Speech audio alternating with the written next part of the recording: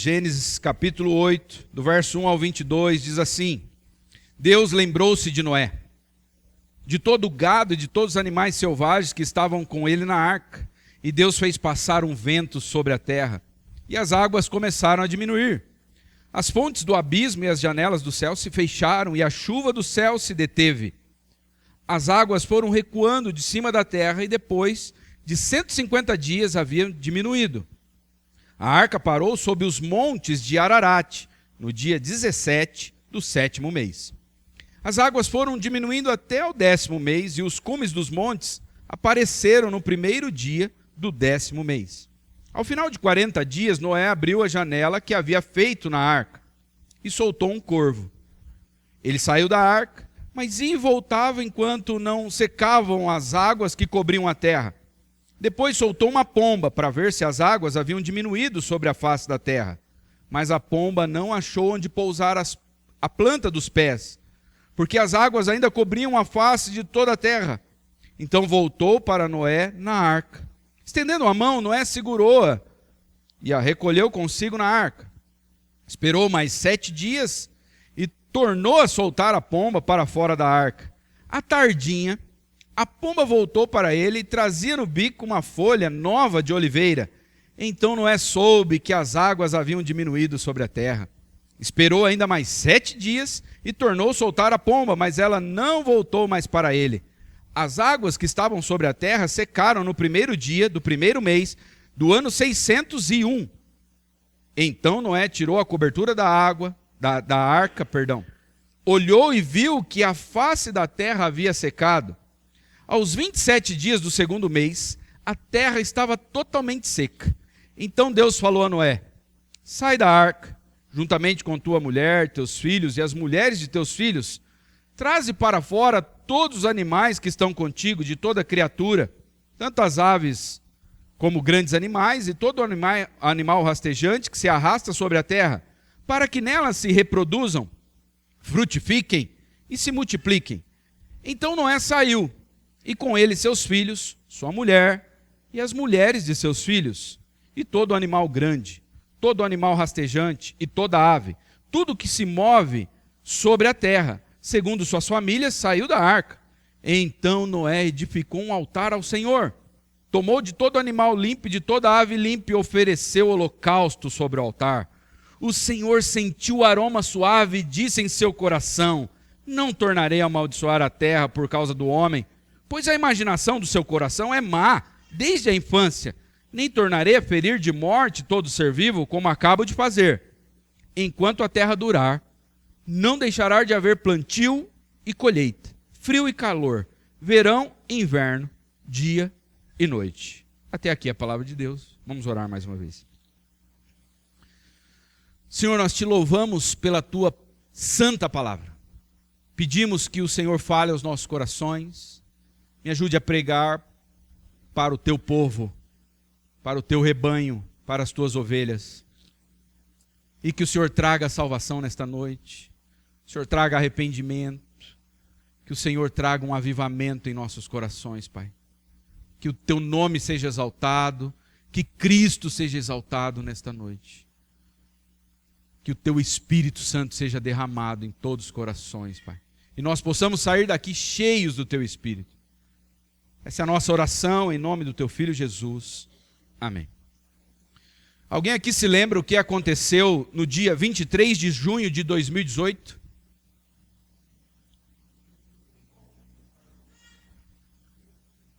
Rapaz, eu achei que ninguém ia saber. O Gé acertou. 12 meninos e o seu técnico do time de futebol, eles se abrigaram da chuva em uma caverna. E aí o que aconteceu? A água começou a encher, eles não conseguiram sair da caverna. E eles só foram achados 9 dias depois. O nome do time era os Javalis. É um time da Tailândia, de adolescentes. Depois de alguns dias, os mergulhadores os acharam. E aí eles conseguiram entrar até o local onde os meninos estavam. Era um lugar bem profundo dentro de algumas cavernas que tem lá na Tailândia. me parece que era 4 quilômetros para dentro. Era bem longe, se eu não me engano. E aí os mergulhadores não sabiam em qual lugar eles estavam, mas daí depois de procurar por muito tempo, eles acharam. E aí eles gravaram algumas mensagens com aqueles jovens para os seus familiares. Porque os mergulhadores ainda, depois de acharem aqueles jovens, daí que eles iriam iniciar o processo de resgate. E aí eles fizeram os vídeos. Os garotos diziam aos pais repetidas vezes que os amavam. E pediam que não se preocupassem. Eles listaram as comidas que eles queriam comer depois que eles saíssem de lá. Porque eles ficaram 9 dias sem comer. E eles disseram, nós queremos frango frito e torresmo. Um deles até fez uma piadinha. Ele pediu para a professora que não lhes desse muito dever de casa. A verdade é que esse tempo dentro da caverna fez com que eles aprendessem muitas coisas. Eles aprenderam a se acalmar. Eles não podiam se movimentar muito. O técnico disse para ele, olha, se movimentem o mínimo possível. Tentem ficar quietos para guardar energia. Nós não sabemos quando as pessoas irão nos achar, se irão nos achar e quando nós sairemos daqui. O texto que nós lemos hoje fala de uma família que também ficou confinada. Confinada em uma arca. Noé e sua esposa e seus 3 filhos e as suas noras. 8 pessoas dentro de uma arca. Só que eles não ficaram 9 dias. Eles ficaram 1 ano e 6 dias. Mas tudo isso tinha um propósito. Eles não entraram na arca acidentalmente, como aqueles jovens. Aqueles jovens fugiram da chuva. Vamos entrar um pouco aqui enquanto chove, depois nós vamos sair. Não, Noé entrou sabendo. Eles também estavam fugindo de uma chuva, mas ele entrou sabendo que ele estava fugindo do dilúvio. Deus tinha um propósito para a família de Noé: salvá-los e preservar a santa semente. A terra estava toda corrompida, e Deus tinha prometido que ele enviaria um redentor da semente da mulher. Então Deus preservou a família de Noé para que o redentor viesse. Deus tinha um propósito em salvar a família de Noé. Mas Deus também queria trabalhar o caráter deles. Então hoje nós vamos ver o seguinte: aqueles que Deus salva, Ele também santifica. Aqueles que Deus salva, Ele também transforma. É isso que nós vamos ver hoje. Então tinha um propósito para que Noé estivesse na arca: preservar a semente, mas também para que eles fossem transformados. E como que Deus faz isso? Em primeiro lugar, Deus trabalha a paciência nos seus filhos. Olha o verso de número 1. Deus lembrou-se de Noé, de todo o gado e de todos os animais selvagens que estavam com ele na arca. E Deus fez passar um vento sobre a terra, e as águas começaram a diminuir. Quando diz que Deus se lembrou, não significa que ele esqueceu. Sabe quando você está fazendo comida, fazendo um arroz, e aí você vai fazer outra coisa, aí você se lembra, deixei o arroz lá, vai queimar. Não foi isso que aconteceu. Quando a Bíblia diz que Deus se lembrou, no lugar de lembrou, você pode colocar, Deus cumpriu a sua promessa. Deus não esquece das pessoas. Deus, então, Ele cumpriu a sua promessa. Deus cumpriu a sua promessa. E qual era a promessa? De que Deus salvaria a família de Noé, para que através da família de Noé, o Redentor viesse. Essa era a promessa. A promessa que Ele já tinha feito a Adão e Eva, lá no Éden. Que da semente da mulher nasceria um homem que esmagaria a cabeça da serpente. Deus cumpriu a sua promessa, mas Noé teve que aprender a esperar. Deus se lembrou de Noé. Primeira coisa que nós vemos aqui no texto. E aí o texto diz que a chuva parou. E aí Noé já pôde sair da arca? Não. Aí Deus envia um vento.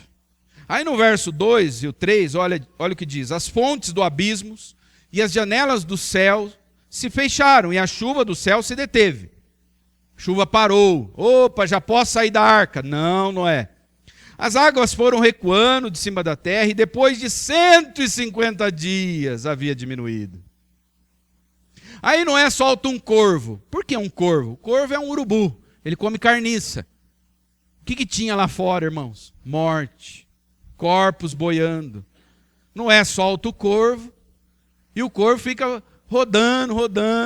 Por quê? Tem um monte de corpos boiando. Depois ele solta uma pomba. Ele solta uma primeira vez. Olha o verso de número 10 e o 11. Esperou mais 7 dias.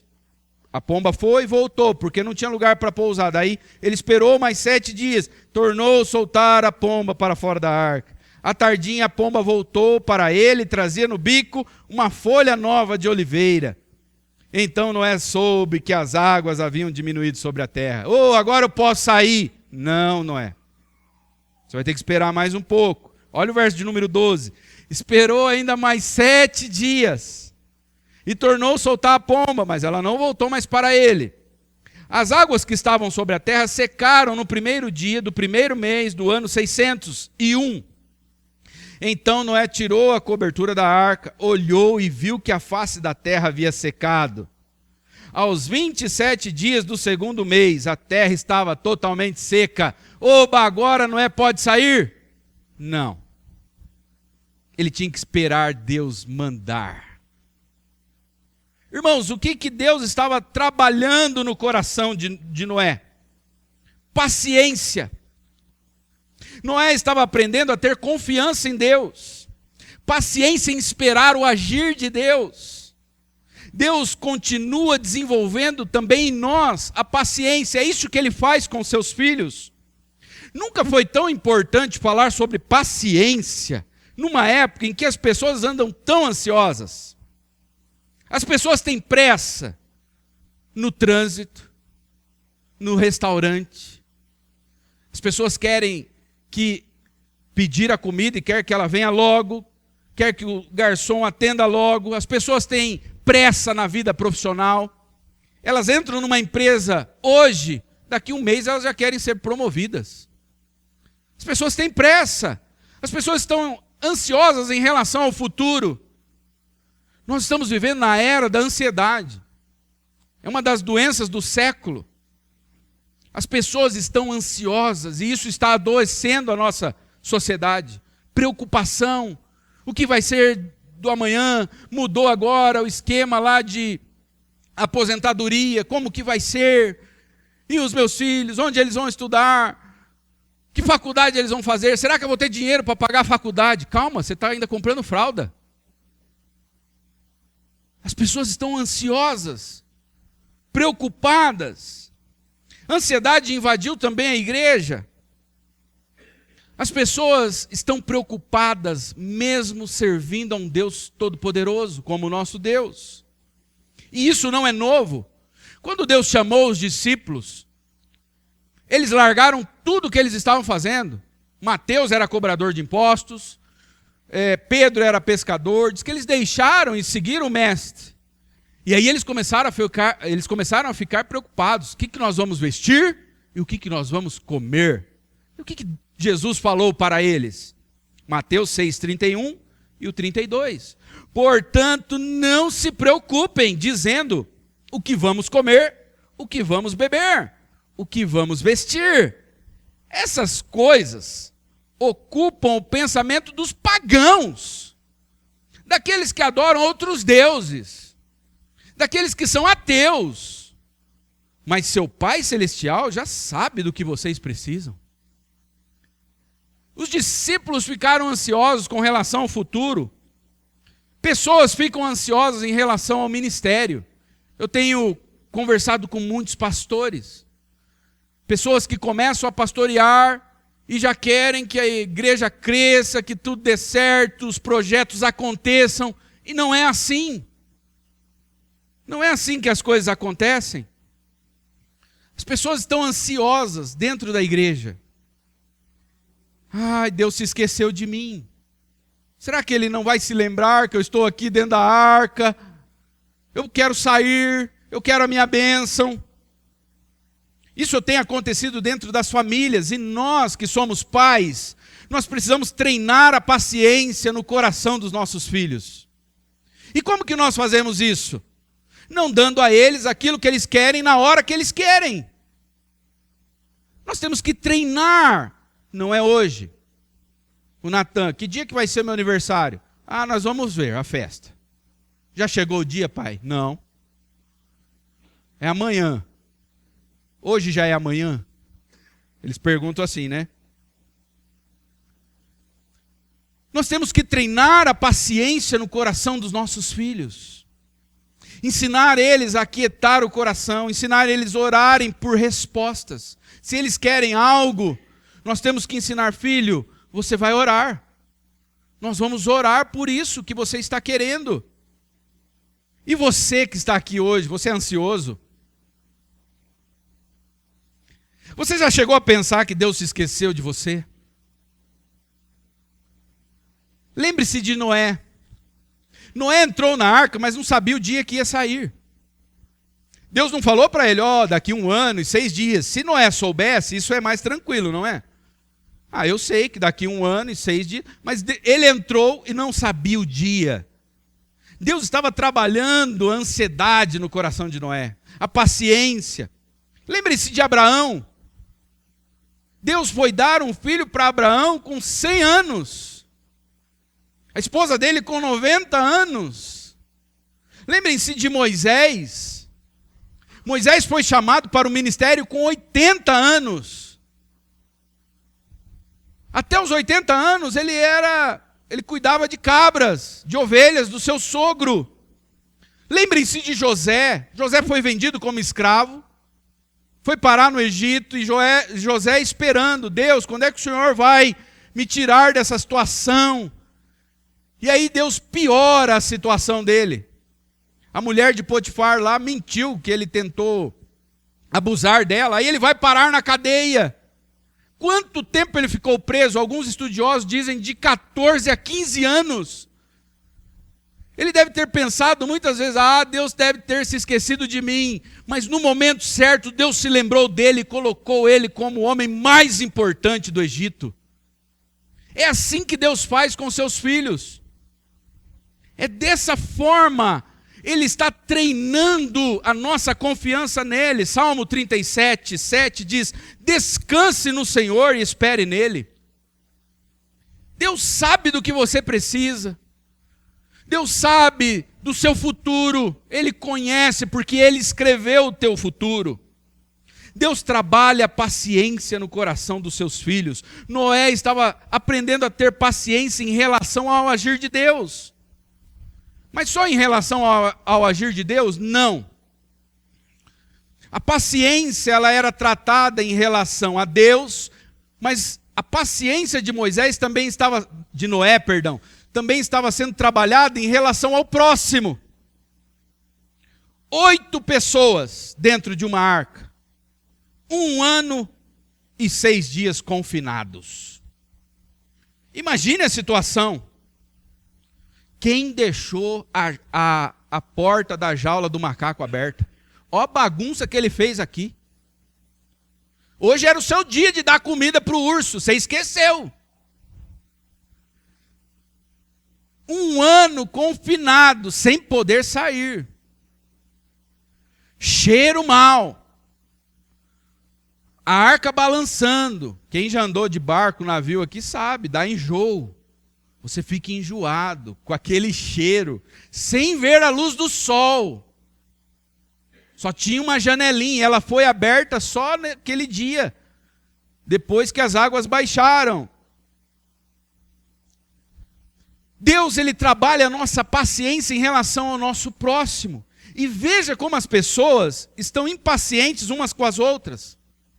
Casamentos estão acabando por falta de paciência. Por coisas banais. Cada dia a gente fica mais espantado, como pastor, de ver como alguns casamentos estão acabando. É impressionante. Por falta de paciência. Pessoas deixam o emprego por falta de paciência. Não tem paciência de esperar. Como eu disse, querem logo serem promovidas. Vejam também a impaciência que as pessoas têm com os prestadores de serviço. Você contrata uma pessoa para vir na sua casa, fazer um serviço para você, você quer que ela comece ontem. Não é assim, Mogi? Mas não chegou a mercadoria? Minha janela, como é que está aqui? Você não vai pôr? Né? Se vocês precisarem de portas e janela com Mogi. Só que tenham paciência com ele. As pessoas querem tudo para ontem. Não tem paciência com os prestadores de serviço. Olha a impaciência das pessoas. Eu gosto de ir no mercado e ficar observando. Olha a impaciência das pessoas no mercado, gente. Com aquelas mulheres, muitas delas, mães de família, esposas, mães de filhos, que estão ali no caixa há horas. E a impaciência que as pessoas têm. As pessoas estão impacientes com o correio. Minha carta não chega, minha encomenda não chega, por isso tem que privatizar o correio. Minha esposa trabalha no correio. Então vocês tenham paciência com os correios. Nós cobramos uma mudança rápida das pessoas. Os crentes não têm mais paciência com suas igrejas. Eles querem uma transformação rápida de suas igrejas. Essa igreja é muito fria. Essa igreja não tem muita comunhão. As pessoas não têm paciência com seus irmãos. A pessoa se batizou ontem, já quer que ela conheça toda a Bíblia, que ela tenha um comportamento ideal. Lembre-se de Pedro. Quanto tempo Pedro andou com Jesus? 3 anos, e alguns dizem até um pouco mais.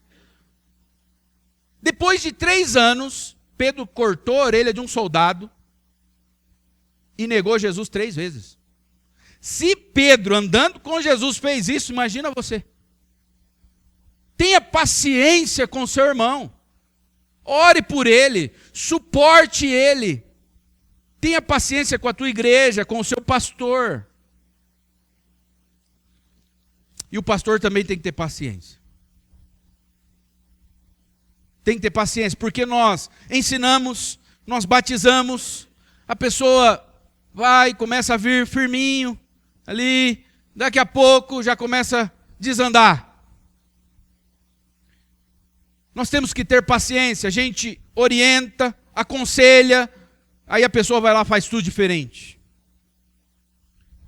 Nós cuidamos da pessoa, damos suporte, oramos pela pessoa, preparamos bons sermões para que a pessoa seja edificada. A gente fica a semana inteira estudando para preparar uma boa aula, e a pessoa vai aprendendo, daqui a pouco ela vai para outra igreja. Mas isso não acontece aqui, graças a Deus. Os meus cabelos estão brancos, irmãos, é por genética. É genética. Nós não temos paciência uns com os outros. Mas nós estamos dentro da arca. A arca também representa a igreja, porque a arca representa Cristo e a igreja é o corpo de Cristo. Não é fácil ficar dentro da arca. E para Noé não tinha outra opção. Eu vou procurar uma outra arca para eu ir. Não, só tinha aquela. Sabe por que as pessoas mudam tanto de igreja hoje? Tem um monte de arca espalhada. Só que numa dessas, de você sair de uma arca para outra, você pode morrer afogado. Viu? Eu não estou querendo pôr medo de ninguém, tá? Mas fica na tua igreja, a não ser que ela esteja ensinando heresia. Aí você sai. Porque dentro da arca não é fácil. A vida dentro da arca não é fácil. Causa enjoo, irritação. Mas fora é pior. Fora está cheio de corpos boiando. Você tem tido paciência com os mais velhos? Você tem tido paciência com os mais jovens? Com as crianças? Nossa paciência é treinada a hora que acaba o culto. Que eles começam a correr aqui, chega a levantar essas cadeiras. Né? Mas eu fico admirado de ver que tem criança que chora para vir na igreja. Louvado seja Deus que eles estão correndo aqui. Eles têm prazer de estar nesse lugar. Nossa paciência é treinada. Deus trabalha a paciência no coração dos seus filhos. E Ele trabalha a nossa paciência em relação ao agir de Deus. Espere Deus agir. E Deus trabalha a nossa paciência em relação ao nosso próximo. Nós estamos no mesmo barco. Esse é o nosso primeiro ponto. Deus trabalha a paciência nos seus filhos. Em segundo lugar, Deus trabalha a submissão nos seus filhos. Olha o verso de número 15 e 16. Então Deus falou a Noé: sai da arca, juntamente com a tua mulher, com teus filhos e as mulheres dos teus filhos. Agora olha o verso 18. Então Noé saiu, e com ele seus filhos, sua mulher e as mulheres de seus filhos. Deus, ele também vem trabalhando a submissão no coração de Noé. Antes mesmo dele entrar na arca. Como que Deus trabalhou a submissão no coração de Noé? Mandando ele construir a arca. Olha Gênesis 6, 22. Assim fez Noé segundo tudo que Deus lhe ordenara. Deus está trabalhando a submissão, a obediência no coração dos seus filhos. Aqueles que Deus salva, Ele transforma. Ele transforma essas pessoas, Ele faz com que eles confiem mais nele e faz com que eles o obedeçam. Deus deu detalhes para Noé de como ele deveria fazer a arca e ele fez conforme Deus ordenou.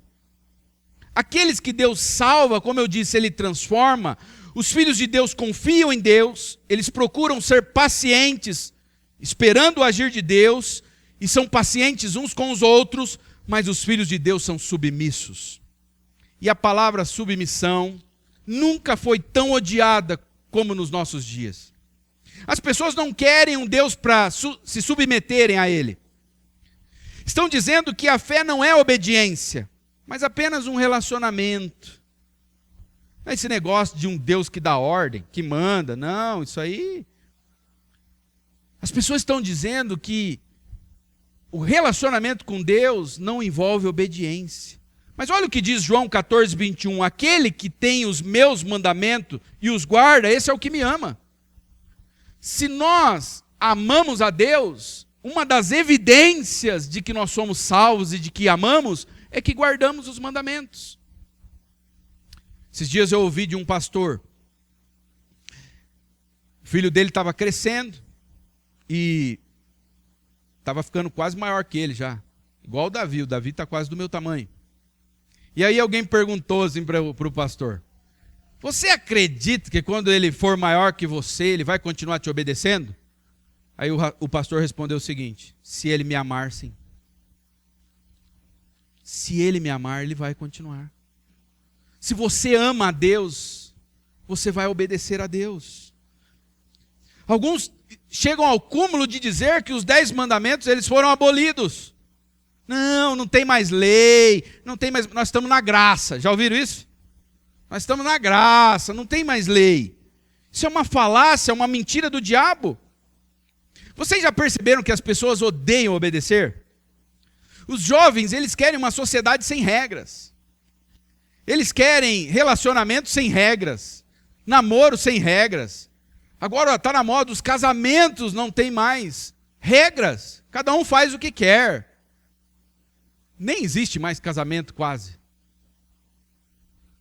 Eles querem uma universidade onde eles possam estudar do jeito deles, irem vestidos do jeito que eles querem e usarem drogas nos corredores. Eles querem liberdade, eles não querem regras, não querem obediência. Olha os empregos. As empresas estão tendo que se moldar a esta nova geração. Antes, vocês se lembram para arrumar um emprego? O visual que você tinha que ter para passar em concurso. Agora não, o cara vai de chinelão. Com a bermuda caindo. Não, sabe o que é? Regras afetam a criatividade. Nós temos que ter liberdade. Trabalhar a hora que eu quero. Dar uma saída para fumar um cigarrinho. Nós temos que ter liberdade. Porque regras afetam a criatividade e a produtividade. E aí algumas empresas têm a área de lazer agora. Mesinha de sinuca. Onde já se viu isso, gente? Converse com seus pais, com seus avós. Não, esse negócio de bater cartão, tira esse negócio aí. As pessoas querem uma sociedade sem regras, sem submissão. Agora, Noé construiu a arca como Deus mandou, ele entrou na arca quando Deus mandou, e ele só saiu da arca quando Deus mandou. Se a vida em sociedade é sem regras, com Deus não é assim. Com Deus não é assim. E alguns vão dizer, esse Deus é tirano, é opressor. Noé teve que ficar esperando para sair só a hora que Deus falou. Noé esperou para sair só a hora que Deus mandou. E ele só entrou também na arca a hora que Deus mandou. Algumas igrejas já entraram também nessa. Não tem regra, não tem disciplina. Pesquisem para vocês verem. É tudo light. Faça uma pesquisa e veja quantas igrejas aplicam disciplinas em membros. As pessoas não querem obedecer mais os seus pastores. Olha o que diz Hebreus 13:17. Obedeçam aos seus líderes e façam o que disserem. O trabalho deles é cuidar de sua alma e disso prestarão contas. O papel de vocês é obedecer. O meu vai ser prestar conta. Vocês querem trocar? Eu vou ter que prestar conta de todas as ovelhas que Deus colocou sob os nossos cuidados. Eu vou ter que prestar conta do que eu preguei, do que eu ensinei. E eu serei julgado por isso. Aí o autor diz, deem-lhes motivo para trabalhar com alegria e não com tristeza. Pois isso certamente não beneficiaria vocês. As pessoas, elas fazem, depois elas pedem opinião. Elas fazem, vêm com o negócio pronto. Depois perguntam o que a gente acha. E na família? Vocês percebem que a insubmissão está em todos os lugares? Na sociedade, no trabalho e na família. Efésios 5:21 diz, sujeitem-se uns aos outros por temor a Cristo. É uma ordem. Se você não gosta da palavra submissão, você tem que arrumar outro tipo de religião. Budismo, sei lá. Porque o cristianismo é obediência, é submissão. É submissão a Deus, é submissão aos líderes, é submissão uns aos outros. Efésios 5:22 diz, esposas, que cada uma de vocês se sujeitem ao seu próprio marido como ao Senhor. As esposas devem se submeter ao marido como ao Senhor. Por que está tendo tanto problema no casamento? Porque o referencial é a submissão a Deus. Então, como que uma esposa deve se submeter ao marido? Assim como ela se submete a Deus. Mas como está sendo tirada a submissão a Deus, elas não têm referencial de como se submeter ao marido. Olha Efésios 5:24. Assim como a igreja se sujeita a Cristo, também vocês, esposas, devem se sujeitar em tudo ao seu marido. Aí a mulher vem para a igreja, light. Aí ela olha, como que a igreja se submete a Cristo? Ali os crentes fazem o que quer. Sexo antes do casamento, usa droga, e depois vai no culto. É assim que eles se submetem? Só que ela tem que olhar para a igreja e ver como a igreja se submete a Cristo, e esse vai ser o referencial para a mulher. Olha como é sério isso, gente. A submissão da igreja a Cristo é o referencial para a mulher.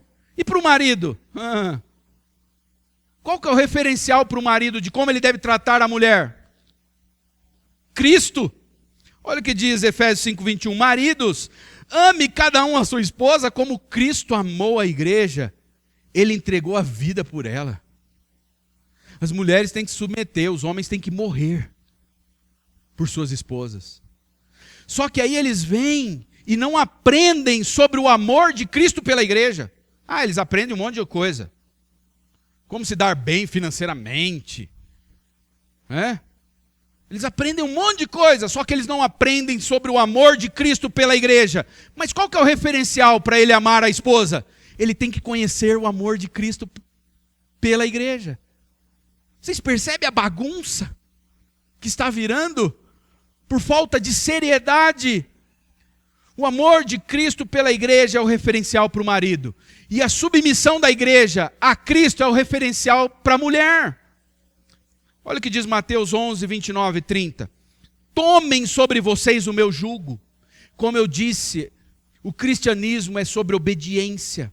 Jesus está falando aqui, vocês têm que tomar sobre vocês o meu jugo. Deixem que eu lhes ensine, pois eu sou manso e humilde de coração, e vocês encontrarão descanso para a alma. Meu jugo é fácil de carregar, e o fardo que lhes dou é leve. A vida de submissão a esse Cristo que morreu por nós é leve. Obedecer a Cristo não deve ser pesado para nós, irmãos. Entendermos todas essas coisas de submissão uns aos outros não deve ser pesado para nós. Mas sabe quem está falando mais alto? São as novelas. É o Big Brother. Eles estão falando mais alto. E lá eles estão ensinando que você não deve se submeter a ninguém. Que os casais, cada um tem que ter sua própria vida. Agora, eu conversei com um engenheiro esses dias. Ele disse que projetou uma casa. Cada um tem seu quarto, cada um tem seu banheiro. E eu estava lendo sobre tendências. Cada um vai ter sua casa agora. Esse é o futuro.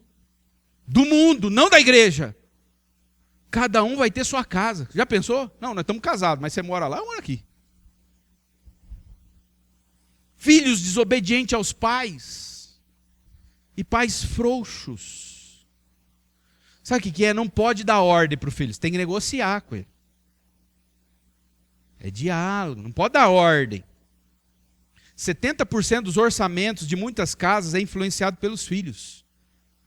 Onde que vocês vão passar as férias? Então, é os filhos que vão determinar.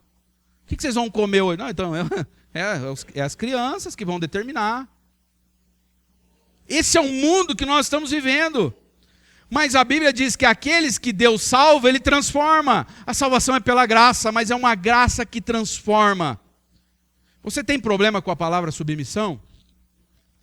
Clame a Deus nessa noite para que Ele derreta o seu coração. Para que Ele aquebrante o seu coração.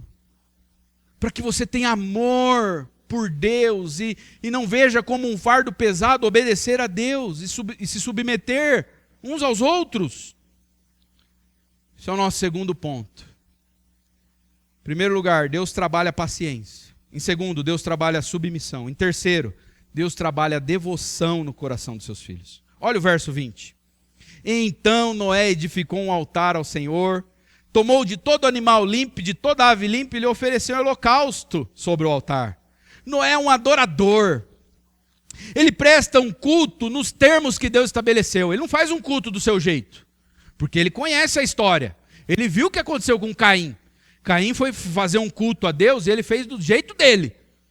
E aí Abel fez do jeito que Deus queria. O que aconteceu? Deus rejeitou Caim e a sua oferta. E aceitou Abel. Noé conhecia isso, ele aprendeu com Deus. Como ele deveria adorar a Deus. E Abel tinha feito isso antes dele. Noé se aproxima de Deus com uma oferta. Mas não é uma oferta qualquer. É com uma oferta de sangue. Ele reconhece que ele precisa de um substituto. Isso ainda de forma muito embrionária. Ele não tinha toda a revelação que nós temos hoje, do Cristo que veio e morreu em nosso lugar. Mas ele lá já sabia que para ele se aproximar de Deus, ele precisava que alguém morresse no lugar dele. Isso é impressionante. Porque ele conhecia a história. Ele sabia o que Deus tinha feito com Adão e Eva. Quando Adão e Eva eles pecaram, aí eles fizeram uma roupinha de folha de figueira. Funcionou? Não. Aí a Bíblia diz que Deus fez uma roupa para Adão e Eva. Com o quê? Com pele. Então Deus matou um animal para cobrir Adão e Eva. E Noé sabia dessas histórias. Ele sabia que alguém precisaria morrer para que ele fosse coberto, para que ele fosse salvo. E ele se aproxima diante de Deus nos termos corretos. Ele não oferece um culto de qualquer jeito. Muita gente diz crer em Deus, mas não quer prestar culto. Vocês já viram isso? Se você perguntar aí fora, fazer uma pesquisa, uma entrevista, você crê em Deus? Eu creio. Você vai na igreja? Não, não vou. Muitas pessoas acham que são aceitas por Deus sem prestar culto a Deus. É o nominal. Tem o crente nominal, tem o católico nominal. São pessoas que confiam na sua própria moral. Elas acham que não precisam de culto. Agora, por que nós cultuamos? Nós não cultuamos para sermos aceitos, mas porque nós fomos aceitos. É diferente. Por que Noé ofereceu um sacrifício? Para ele ser salvo ou porque ele já tinha sido salvo? Ele tinha acabado de sair da arca. Ele tinha sido salvo do dilúvio, então ele cultua. Porque ele foi salvo, agora ele adora. E continua da mesma forma, porque nós fomos salvos da ira de Deus, do dilúvio da ira de Deus. Então a gente se encontra todo domingo para adorar esse Deus que nos salvou. Essa é a marca do crente ao culto. Agora, um crente relaxado em seu culto a Deus, pode ser que ele não percebeu a grandeza da salvação. Pode ser. Pode ser que ele não percebeu. Noé entendeu isso, porque o que foi ficar 1 ano e 6 dias dentro da arca e debaixo daquele toró de água? Quando ele saiu, a primeira coisa que ele fez, eu vou adorar esse Deus. A pessoa que entendeu, que experimentou a libertação, a salvação, o que ela quer fazer? Ela quer adorar. Então, quando alguns crentes estão relaxados, pode ser que eles não perceberam, ou talvez não foram salvos. Talvez nem experimentaram a salvação. Aí eu pergunto para você, como está a qualidade do seu culto a Deus? Você quer medir a sua espiritualidade? Veja como está o seu culto. Veja o valor que você dá ao culto. Aqueles que Deus salva, sabe o que Deus faz com aqueles que Ele salva? Ele faz deles seus adoradores. Não existe salvo que não adora. Entenderam? Todos aqueles que Deus salva, Ele faz deles seus adoradores. Noé, ele entendeu a grandiosidade da sua salvação. A salvação de Noé e sua família apontavam para uma salvação perfeita. A salvação de Noé é uma sombra. O que isso quer dizer? É uma sombra de algo ainda mais grandioso que aconteceria. Que Deus opera em seus filhos.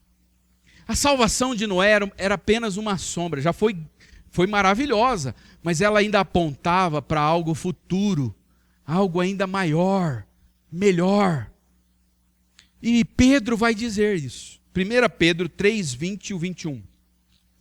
Noé construiu uma embarcação. Apenas 8 pessoas foram salvas por meio da água do dilúvio. Mas eles foram salvos por meio da água? Através da água? É isso que Pedro está dizendo? Quando eu li esse versículo, eu falei, mas eles não foram salvos, né? Do dilúvio, da água, não por meio da água. Mas prestem atenção, eles foram salvos por meio da água do dilúvio. E aquela água simbolizava o batismo, que agora os salva. Não pela remoção da sujeira do corpo, mas porque no batismo vocês declaram ter boa consciência diante de Deus. Ele é eficaz por meio da ressurreição de Jesus Cristo. O que aconteceu com Noé foi um tipo de batismo. A terra estava impura, lembram? Havia violência. Deus olhou para a terra e falou, está tudo errado. O que Deus faz com toda essa sujeira? Ele lava. E Noé está ali no meio. Ele está dentro da arca, mas ele está dentro de tudo aquilo ali. Ele está sendo banhado. Ele está sendo lavado. A arca representava Cristo. As águas do dilúvio representavam o batismo. Deus estava purificando a terra. E hoje? tudo aquilo que aconteceu com Noé apontava para algo que iria acontecer. E com a gente? Quando nós nos entregamos a Cristo, é como se nós entrássemos dentro da arca. Quando você se entrega a Jesus, você recebe Cristo no seu coração, é como se você entrasse na arca. E no batismo?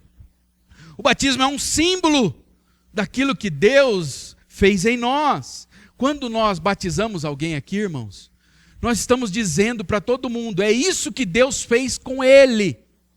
É um símbolo aquilo ali, mas aponta para uma realidade espiritual. O batismo está dizendo, ele foi lavado por Cristo.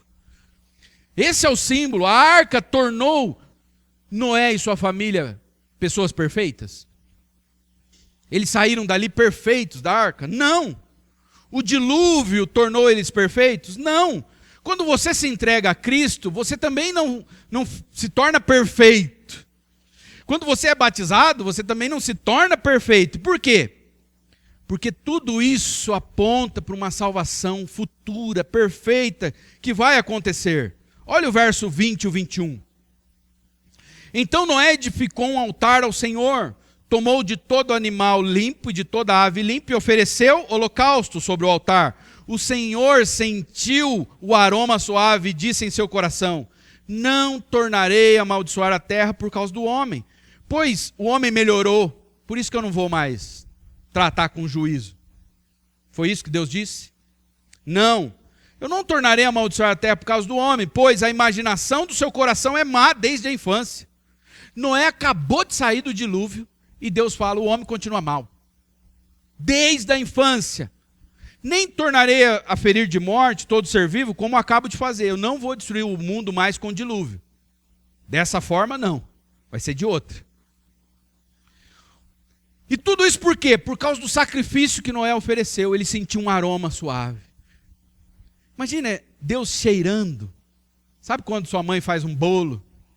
Você sente o cheiro. Sabe quando aquela comida está sendo feita, você sente o cheiro. Você sente prazer antes de saborear. Noé ofereceu um sacrifício para Deus. Deus sentiu um aroma suave. Mas o sacrifício era perfeito? De Noé? Ele ofereceu um animal. Não era perfeito. Mas por que Deus recebeu? Porque apontava para o sacrifício perfeito do seu filho na cruz. Deus recebeu porque aquilo ali lembrava o que iria acontecer. Lá no Calvário. E a saída de Noé da arca também apontava para uma saída perfeita. Quando Noé saiu da arca, o que ele encontrou? Logo que as portas se abriram, o que ele viu? Uma terra seca. Mas não era só uma terra seca, as águas tinham baixado, mas era uma terra agora nova. Era uma nova terra. Quando ele olhou o céu, era um novo céu. Deus recriou a terra. Vocês se lembram lá em Gênesis capítulo 1? Como que estava a terra? A terra sem forma e vazia, e o Espírito de Deus pairava sobre o quê? O mundo estava cheio de água. E agora o mundo, com o dilúvio, também voltou a ficar cheio de água. E o que vem depois disso? A criação. Deus está fazendo uma nova criação. Não é um tipo de segundo Adão. Por isso que ele vai falar para eles a ordem: cresçam e multipliquem-se. Não é um tipo de segundo Adão. E quando ele solta a pomba, o que isso lembra? Gênesis 1, o que diz? E o Espírito de Deus pairava. O que diz? O que significa isso? Batia as suas asas. Vocês estão vendo todos os símbolos? Quando Noé, ele saiu da arca, o que ele viu? Novos céus e uma nova terra. O que tudo isso quer nos dizer nesta noite? Nossa vida com Cristo, ela é maravilhosa. Nós fomos salvos da ira de Deus. Mas nós ainda estamos neste mundo e é desconfortável aqui neste mundo. Nós sentimos enjoo com algumas coisas que a gente vê na televisão, que estão acontecendo na política do nosso país, a gente sente enjoo. Muitas vezes nós nos sentimos confinados, apertados. Mas um dia a porta da arca vai se abrir. E os nossos olhos vão contemplar novos céus e uma nova terra. Um dia os nossos pés vão pisar também em uma nova terra. E qual que é a garantia de que isso vai acontecer? Um sacrifício perfeito foi oferecido na cruz do Calvário. Irmãos, pensem, se Deus ao olhar para o sacrifício de Noé, ele ficou feliz, diz que ele sentiu como um aroma suave, imagina como Deus se sentiu quando ele viu o sacrifício do seu filho no Calvário. Um sacrifício perfeito. Tá difícil aqui? Tá. Mas Deus está trabalhando em você. Tá difícil, mas você está dentro da arca. Você está em Cristo. Deus está trabalhando paciência em seu coração. Deus está trabalhando submissão. Deus está te ensinando a ser um adorador, porque é isso que você vai fazer lá no céu. Ah, eu não gosto de culto. O que você vai fazer no céu? Você vai passar mal lá, amigo. Pense na alegria de Noé quando eles saíram da arca. Imagine, porque você ficar dentro de um lugar balançando, uma caixa de madeira, quanto tempo fazia que eles não pisavam no chão, na grama? Eu imagino rolando na grama, tirando a sandália. Eu quero sentir o chão. Quando você fica muito tempo num barco, você sai até meio zonzo assim, né? Pisando alto. Noé ficou 1 ano e 6 dias.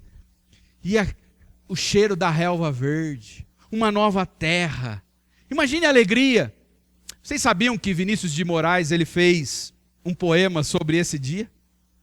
É um dos poemas mais famosos dele. Ele fez para criança, para os seus filhos. Em 1970. Olha o que ele diz. Abrem-se a porta da arca. Lentamente surgem francas a alegria e as barbas brancas do prudente patriarca. Vendo ao longe aquela serra e as planícies tão verdinhas, diz Noé, que boa terra para plantar as minhas vinhas. Imagine a alegria daquela família. O cheiro, o céu azul. Sabe o que aconteceu com aqueles garotos que estavam lá na caverna? Eles ficaram 9 dias. Depois eles saíram. Depois de 9 dias no escuro, aquele grupo de adolescentes, eles viram a luz novamente. Também puderam se alimentar. Eles pediram por um prato tailandês. Arroz cozido, carne frita e manjericão. Era isso que eles queriam. Comer uma comida típica do seu país. Eles ficaram 9 dias no escuro, não sabiam se seriam resgatados. Mas depois de 9 dias eles saíram e viram a luz. E eles pediram um prato típico. Eles queriam comer. Enquanto os garotos estavam ali na caverna, sabe quantas pessoas estavam trabalhando para salvá-los? 1000 pessoas. Só que eles não sabiam disso. Eles estavam dentro da caverna e não sabiam que vieram pessoas de vários países para salvá-los. Estavam ali trabalhando noite e dia para tirá-los daquela caverna. Irmãos, nós estamos confinados neste mundo. Aqui é apertado, muitas vezes cheira mal aqui, mas tem alguém que não se esqueceu de nós. Fique firme com Cristo, você já está chegando ao seu novo lar. Logo as portas vão se abrir e você vai ver novos céus e uma nova terra onde habita a justiça. E o que você vai querer comer? Ah, eu quero uma xícara de café. Não. Tem uma mesa preparada para vocês. Vocês imaginaram isso? Tem um banquete preparado para vocês. Logo, nós iremos pisar em terra firme. E Deus sabe aquilo que nós mais gostamos. Ele sabe quais são as nossas preferências. Há um banquete preparado para nós.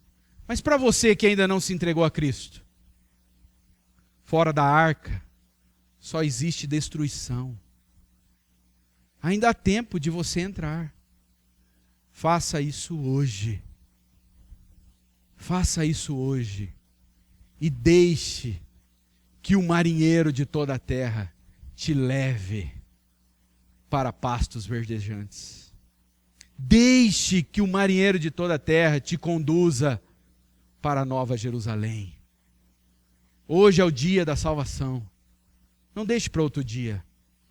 Se Deus falou com você, se entregue a Cristo. E você que já se entregou, aquieta o seu coração. Ele não se esqueceu de você. Ele tem um compromisso com você. Ele tem uma aliança com você. Vamos orar?